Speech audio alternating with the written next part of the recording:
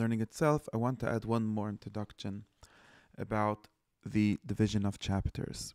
Since we're going to be learning in the order of the chapter division, which is what this project works with, we have to talk a little bit of the meaning of this and what it does to us. So first, let's make clear what exists in the Tanakh itself and what does not. So the Tanakh itself does not come with chapter breaks at all. In other words, if you read the text, which is what we for sure have from whenever the text is from, we have a continuous text. There isn't like any official places like where the text itself says this is where the end of chapter 1 is and here it starts a new chapter or a new part. What there is in the what's called the Nusach HaMesorah in the tradition, like in the Sefer Torah, which we have, does have breaks in terms of spaces being left.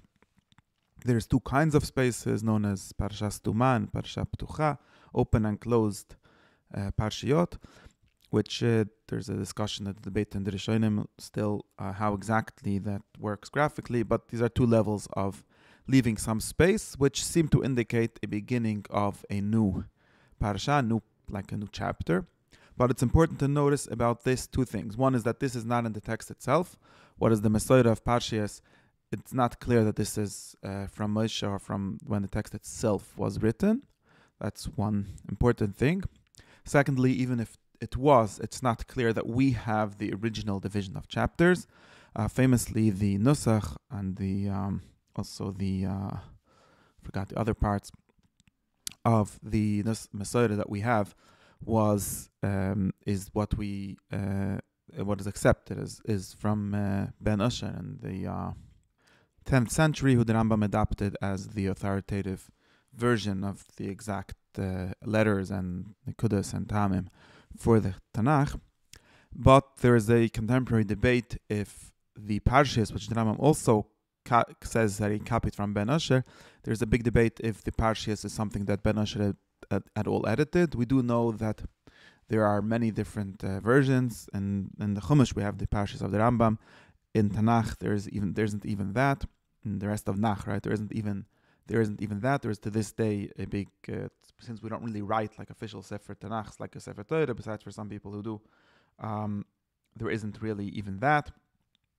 So it's less clear that these parsha breaks, which are known as which are in the text of a Sefer Torah, it's less clear that these are original, less clear that they were in the original Sefer Torah itself, and it's even if there was, it's less clear that we have them as clearly as we have other parts of the Mesorah. Now, another important thing is, so those are the only, if you open a Sefer Torah, those are the only parshas that you will find in it. It's another third thing to notice about them is that these do not necessarily break up the text in logical ways. So it's not clear to me, and I haven't found anyone, people discuss this, but it's nobody that I know has a very clear or simple, definite theory about this. But it seems to be that there are different reasons for these parsha breaks to exist, not necessarily for cutting up the text in a logical way or something like this is where a certain subject begins and ends and things like that. In some places it makes a lot of sense, and there seems to be some kind of logic, some kind of rules which it works with, but in other places it does not. Now, besides for that, we have what I called in the previous class the liturgical divisions. Parsha Shavua is one of them. There's another one which is called Tzedorim, which is more or less the Parsha. Famously, there were two cycles of reading the Torah and Shul. The Bavli way was to read it once a year. The Israeli Eretz Yisrael way was to read it once in 3 years or maybe more.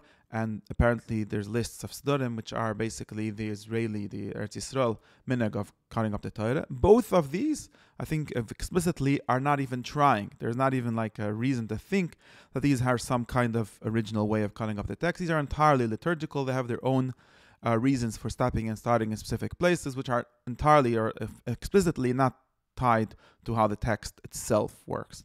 Now, what we do have in the text itself, and this is important, and the contemporary scholars of the Bible as literature, what is called the school that studies the Bible as literature, have worked a lot on identifying these things. And also my Chumash and my Tanakh, Mirz Hashem, tries to be based mostly on that.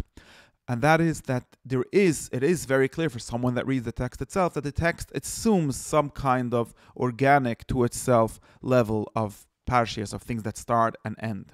There are certain language that are explicitly language of this is the beginning, like in Sefer Bereshis we have Ele Toldos. Ele Toldos is always like this is the beginning of a subject, or maybe of the list that's after it, or maybe of an entire part of the book. Whichever it is, the word Ele is like a header phrase. It's a header pasuk. So those are the kind of things that is explicitly, and then there's slightly less explicitly where you can like see like a new story starts, and there's different ways. There's like how do you call them? There are formulas. There's different formulas in which the text itself starts a new story or connects it to the previous story. So those are the kind of divisions that do exist in the text itself. And when you learn, if you want to read, like we said, the main thing is to try to make the text work and flow. What we have to work mainly is with those kind of divisions. One more word about the chapters. So now, there's in all modern Tanakhs and Bibles, we have this chapter verse numbers, which we use to reference. Now, these were historically created in something like the 13th century. They're attributed to a Bishop Langton from England who made this. Now, the reason for this existing, just to be clear, at least the reason for they were being printed in the Tanakhs and in the Bibles, was not for any of these reasons. So it's not a liturgical division, and it's not a content division like the other ones. It's mostly a reference division. So when the first person who used these, we call them Christian, it's weird to call just a number Christian, we'll talk about this in a second, but these numbers, these chapter and verse numbers, the first person to put them into a Yiddish Tanakh said that the reason he's putting him in is because there were debates with Christians about the meaning of verses in Tanakh, and the Christians would use these numbers to reference them. They would say, what do you say about the verse 22 in chapter 15? And then if you don't know where to look it up, it's useless. It's hard to have a debate. Now, also originally the reason why these numbers were invented was mostly for reference purposes. So since people read Tanakh, or they want to say, you want to have a discussion, you want to have a debate, you want to give a sermon, and you want to find a pasuk. So in the same period where concordances invented, which help people find the pasuk which has a certain word. Now, if you make a maftach, if you make an index to the Tanakh, you have to have a way to reference a certain part. So for that purpose, the standard numbering which we have was invented mostly for reference purposes, and that's also the way it's used up until today, mostly for reference purposes.